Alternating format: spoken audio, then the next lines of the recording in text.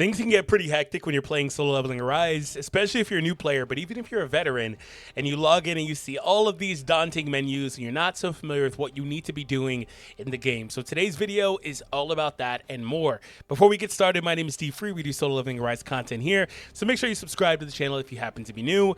Also, hit that thumbs up if the video is helpful for you and share with your friends if they need a few pointers as well. So the first thing I want to tell you is when it comes to this, the most important thing you can do for yourself is to clear the story. You don't have to clear it all the way in its entirety, I don't believe. I think you have to clear at least chapter 15 or so to unlock pretty much all of the content here. However, you will need to clear at some point the majority, if not all of the normal difficulty story mode at least. So that's the first thing I'm going to tell you, because if you are a newer player than me and you haven't completed that far yet, you're simply not going to have all of these options available to you to even be able to complete these on a daily basis. So that's where things start. So moving on from there, the general gameplay loop of Solo Leveling Arise is to work on improving your Sung Jinwoo and your hunters as well. Now, there are very many ways you can do that, whether that's through obviously working towards more summons, so you can, clear content, get some more tickets, get some more essence that you convert into tickets to do summons, etc. You can do that. You can work on min-maxing with the artifacts for your hunters as well. You could work on completing some in-game events that will give you materials, sometimes materials including the ones that you would need to get the exclusive weapons for hunters, or flat out give you the ability to craft some other ones, like depending on what's ongoing at the time. You can just do a lot of different things, but that's the main priority for the game, is improving your Sung Jinwoo and your hunters, right? I mean, I guess the shadows as well to a little bit of a lesser extent, but that's mainly what you're looking for. So the first thing I want to tell you is, go over to this tab, see whatever events are ongoing and what you can do to advance in them. So currently right now, I have completed most of this event. You want to get as much of the premium stuff as you can in whatever event's ongoing, obviously depending on when you watch the video. Next up, here is another one of those events that has the option to give you guys, or the opportunity to give you guys, an exclusive hunter weapon for the new hunter. Every time a new hunter releases, they do one of these types of events that will give you some copies of the new weapon. I was fortunate enough to get a few copies. Actually, I think I got it A5 now, which is the first time that's ever happened for me. So if you work at it, you can do pretty good. Now, the thing with this type of event specifically is that it is pretty tied into doing summons, as you see here. So the more you summon for the character, the more chances you have to come here and pull more copies of the weapon or materials to craft the weapon. So keep that in mind. We also have other ongoing events. So anytime a new hunter comes out, they drop one of these, and they periodically run these events here that are based on artifact growth and dungeon exploration. There's a new one that's going to drop later today. So this is where you can kind of work on improving your account and get rewarded for it. So right here, they do have benefits for improving your artifacts. And this one's kind of sneaky. This one is kind of sneaky because they're going to drop new artifacts soon, and they ran this early. So anyway, so you can get points for leveling up your artifacts to a certain level, depending on which rarity they are, etc. And the rewards are pretty plentiful when you do that. These are really hard to come by, the mana power extracts. Those are very valuable for all the hunters in the game. Also, these skill scroll level 3s are pretty hard to come by too. And there's some other very strong stuff in here, like these rune fragments that are a little bit easier to get, but still worthwhile. And then dungeon exploration, this one's going to start later today. It's going to have a similar layout, similar reward structure as well. So you want to go to the events tab. You want to make sure that you're completing all of those that are available to you. Next up, if you haven't completed your challenges, this is something you don't have to do on a daily basis, but you can work towards. I oftentimes forget to do this, so don't take my word for it, but take my word for it. If you want to min-max your account, this is one of the easier ways to do it because they just give you a bunch of bulk rewards. Now, outside of those two general sentiments, what you need to be doing is starting here, completing your daily objectives, right? So you want to make sure that you complete the daily objectives so you can get all the rewards here available, and then that'll help you with getting the weekly rewards as well, which is pretty plentiful. After a while, it starts to add up a good bit. So that's kind of where things are. But before we proceed into the next tips, I wanted to make sure you guys were aware we do have this creator support program. So if you're not currently supporting me, please make sure that you do. Also, quick note on that. I don't currently see it, but on the page, if you go to your supporter profile here, you can actually click a button here that says extend your support. So make sure that you do that so you guys don't become automatically unsupporting. You don't automatically stop supporting me is what I'm trying to say through the creator program. So if you want to support me in the first place, that's also down below in the description.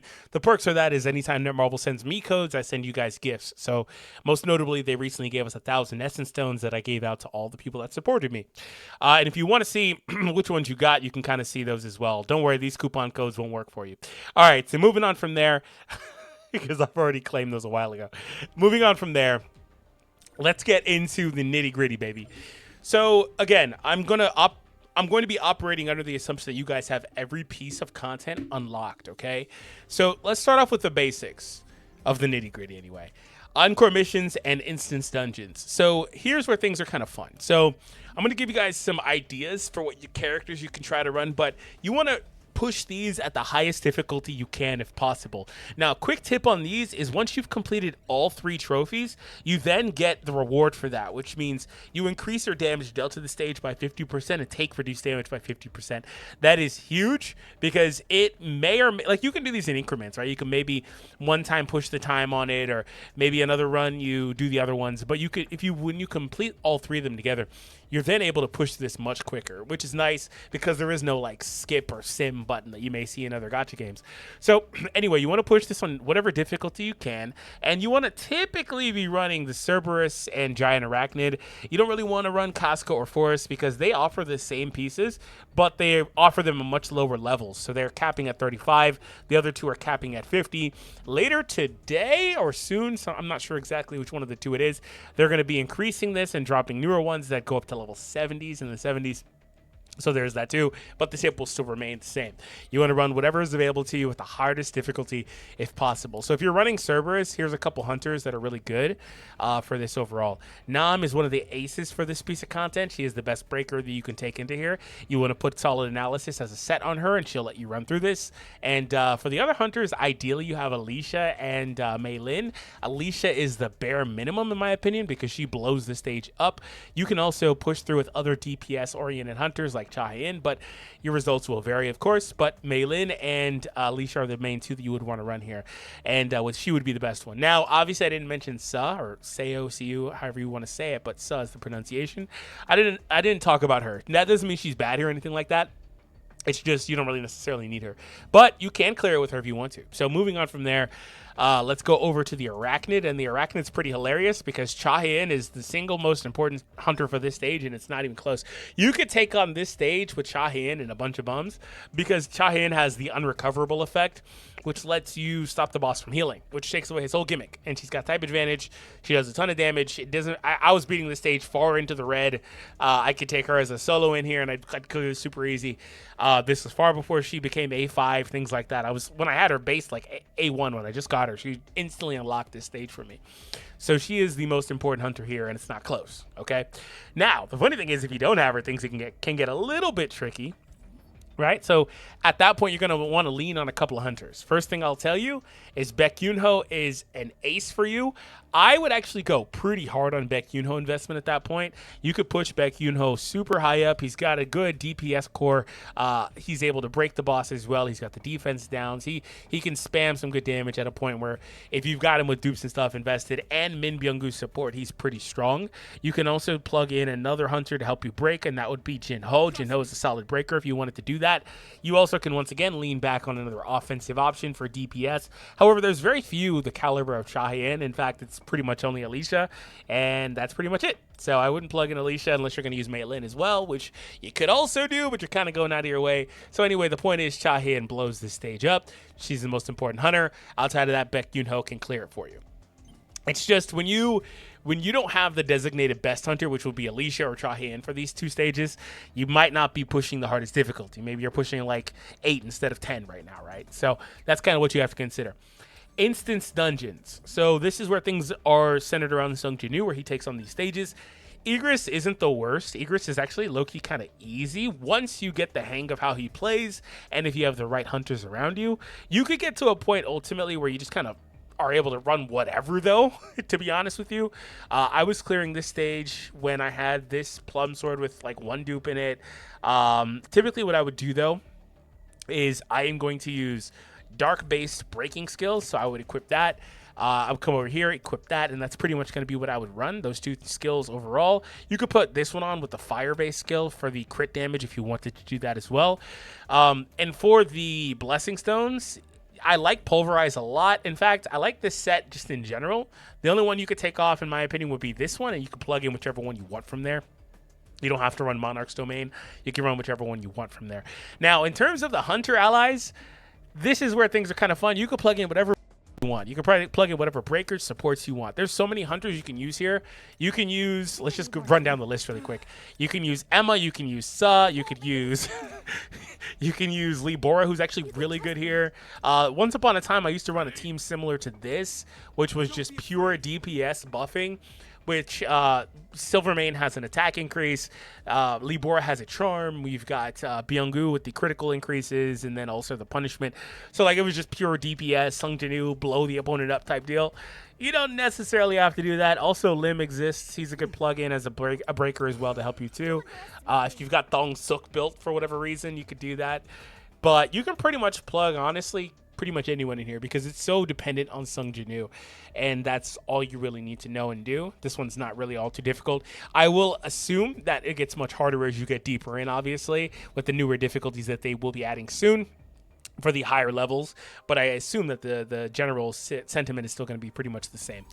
We're going to cycle back over to the gates here, and gates are extremely important for a lot of resource grinding. Don't skip any particular color.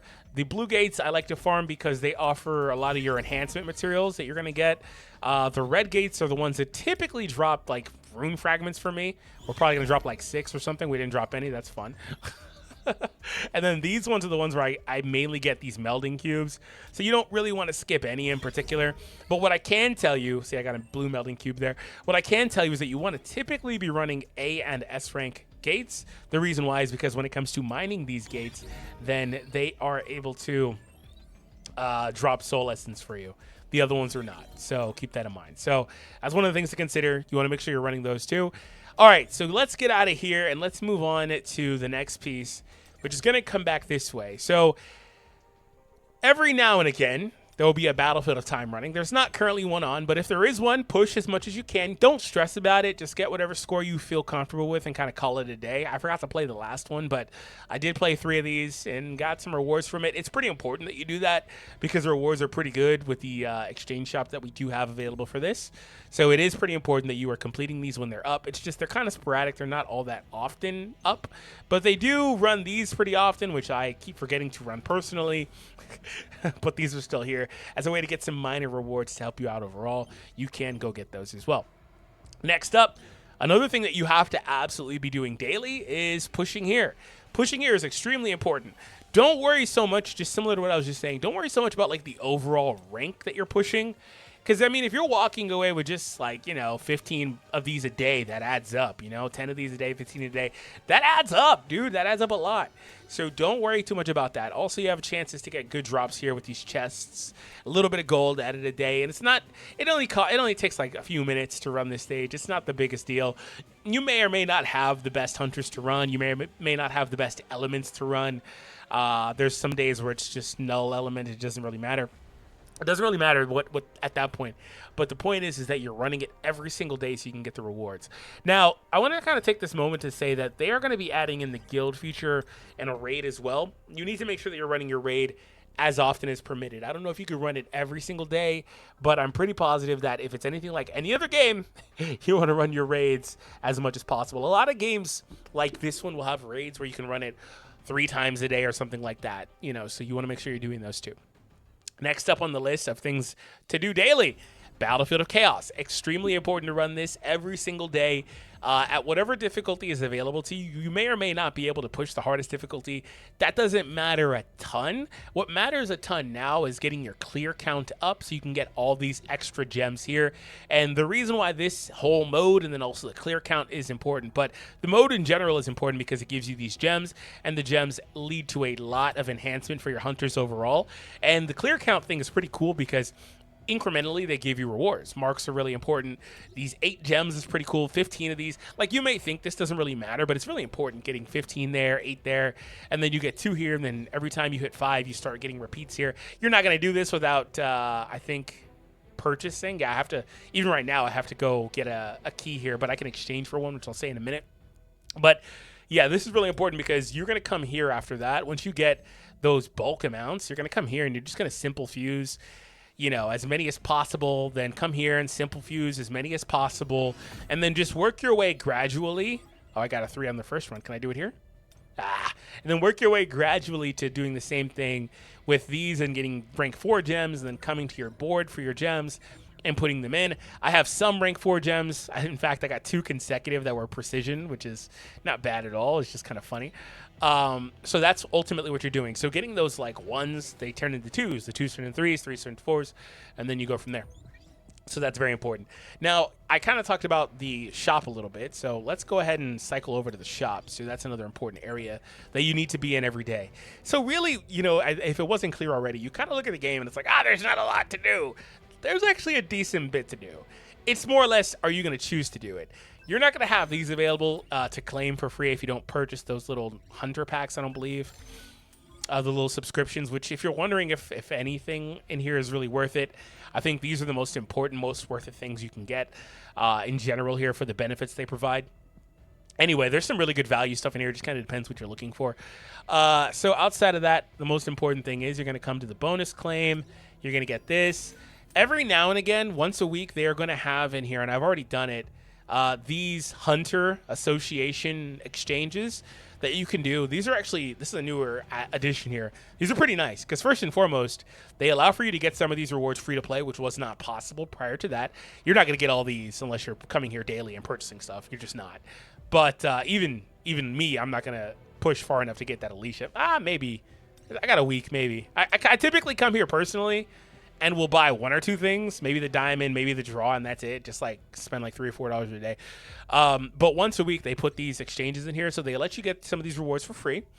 And then on top of that, they're cheaper than average. So you get 10 for 1,500 for each of these. So 20 for 3,000 total.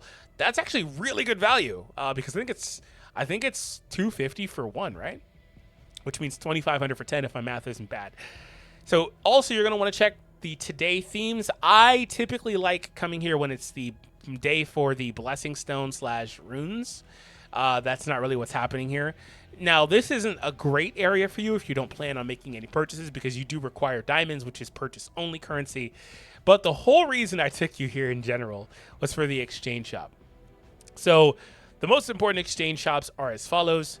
The Mana Crystal one, I like to personally, because I advocate running all your gates daily. I like to personally come here and grab as many of these as possible. 300 adds up over time. You can also get 2 more Encore mission keys, Instance Dungeon keys, and 1 more Battlefield of Chaos key. This is the gate key that I need, which will let me do 4 runs, which will then let me get that extra 3rd gem and the clear bonus at the bottom from that previous screen. I also like to come here and buy 2 melding cubes. And every now and again, I like to pick up these advanced mana crystals. It's a good habit to pick some of those up. I don't pick up any of this stuff too much. I think I need designs a little bit. Yeah, 30 designs. I could start picking those up soon. But as you see, you start kind of getting a lot of these. And so what happens with some of these things ultimately, and I think this is going to be added for this later today because this doesn't exist for this currently. Whatever the next update is. But what happens is with that stuff, and that other mana crystal I was just showing you, is that they kind of get converted into some of this other stuff. You see what I'm saying? So if you want to get rid of those, you create these, and then you create these, and then these turn into these. That's kind of the loop. But these mana crystals, again, you can get these exclusively from that exchange shop as well. So they're pretty valuable. Don't confuse them with the lower tier ones that you get from clearing gates. The way it works is clearing gates, mining gates, blah, blah, blah, gives you lower tiers, and those convert into advanced manas. And the advanced manas are the ones that you need for that. So, all right, moving on from there, I wanted to circle back to pretty much the last and most important piece of content in the entire game, and that is the Workshop of Brilliant Light. So this one is kind of tedious, I'm not going to lie to you. If you are not able to really push in this, it kind of doesn't really make a ton, how do I say this? The first thing I want to tell you is just push on whatever difficulty you can, first and foremost. Don't worry too much about that, because ultimately pushing the first few nodes here will get you these pieces, which are still going to be stronger than majority of pieces in the game. And they'll also have those set bonuses for you. And then once you clear the second stage, you'll get those, and you'll work your way up with having more of those stronger artifact sets into being able to take on the normal difficulty. You may or may not only be able to do that, so many times. But keep that in mind. You want to make sure that you're clearing this as much as possible. So that also is kind of tied into how many of these invitation passes you have, but you get the point with that. And that's not something that's super duper crazy invested, but Yeah, so the only other thing that I think that only couple other things that I think I should tell you that we haven't talked about yet are two things. They're pretty, one of them's minor, one of them's huge. So I should have started the video with the huge one. The minor thing here is to talk to the characters in the lobby. Don't move. Goodbye. You may have some fun interactions, but the point is that you get repeated essence stones. It's a nice little essence stone farm. You get some. It's not anything crazy. It's just 5, 10, 15, 20 a day, something like that. But you can get these. It's not bad. Anyway, now a super important thing to do, especially if you're still leveling up, and they're going to increase the level cap, so this actually added importance, is the activity funds. So you want to make sure that you're claiming this as much as possible. Another thing about this is that this becomes more and more important as you level up your hunters. As you level up your hunters, I don't know if a lot of people know this or didn't know this, as you level up your Sung Jinwoo and your hunters, you start getting more rewards here, okay? More experience for Sung Jinwoo, more gold, etc. It's not like some sweeping amount, but it goes up by 0.5%, 1%, etc. over and over. So it's a bit of a loop ultimately. So the way the game is designed, like I said in the beginning, to lead us out of here, the way the game is designed is to have you work on progressing your Sung Jinwoo and your hunters, to work on progressing your weapons, things like that, to get stronger and take on harder content. That's the goal, okay? So as long as you're constantly working towards that, you're going to be in a good position. Now, you may or may not have to do a ton of summons because, I mean, let's just be real. There's always going to be a cap with you doing a lot of summons, etc. Oh my God. I'm not laughing at what I said. I'm laughing at what I just freaking did, like reflexively, just out of nowhere. I wasn't even thinking about it. Anyway, there's always going to be a cap. Like, obviously, there's going to be like a pay or premium. If you're going to spend more money, you're going to get stronger characters. There is a lot of benefit to that. But you can be competitive by two things. Running the right sets on hunters, which does vary. Hunters have a lot of sets, depending on which hunter you're talking about. They have a lot of sets that are good for them. A lot. And then there's some hybrid sets where you run 4 of these, 2 of that. Like, there's not a lot of hybridization I personally like doing, but there's a lot of different sets. Like, she herself, Sahir, she can use a handful of sets. She can. Now, some are better than others, right? She can use a handful of sets, though. And also, where you really are going to get the benefit is with the min-maxing with these artifacts. And this is where we circle back to Encore missions, instance dungeons, Workshop of Brilliant Light, because this is where this set comes from specifically. And in my opinion, those are the most important pieces of content in the entire game. You don't have to, and then the gems as well by extension. You don't have to worry too much about it because you don't have to run them one by one. Like, you can run Encore instance, you know, multiple times at once, gems multiple times at once, and you kind of just get luck of the draw, right? But the point is that you're looking for these specific set pieces to fill in these slots, but then ultimately you get to a point where you're looking for the right artifacts stats on these too, and then there's another layer to that. Like, even if you have the right stats, you also want the right enhancements, because I personally, like on this set for her, I need these +2s in HP, right? Whatever happened to the re-rolling of this stuff, by the way? I haven't heard anything about that in a long time. We need that bad, really bad. Anyway, and then they added in a hunter like Yusu Hyun, who's like, oh, I want defense penetration all over the place. So you got to really max out on that too, and like hope you get the enhancements on that too. So like, it's kind of all over the place. I have some here. Like, it's not the easiest thing to do. So that's kind of where you can have a competitive advantage because you are going to be able to farm that stuff. But it is luck based, right? So you got to make sure that you're running the right stuff and then pushing from there. So ultimately, like I said, that all circles back to Encore missions, Workshop, instance dungeons, and that's pretty much it. But those are the most important pieces of content in the game because that is where you are getting your ability to enhance your hunters. And then that extends out to allow you to play other pieces of content. See what I'm saying? You could argue that like power destruction is more important because you get blessing stone and stuff. Like, you could, it's just how do you get there, right? So anyways, guys, I hope you all enjoyed this video. It's pretty fun to make. So if you did, make sure you hit that thumbs up, subscribe, share the video with your friends. Also, like I mentioned earlier, please support me through the Content Creator Program. Link is down below. And if you are already supporting me, thank you so much.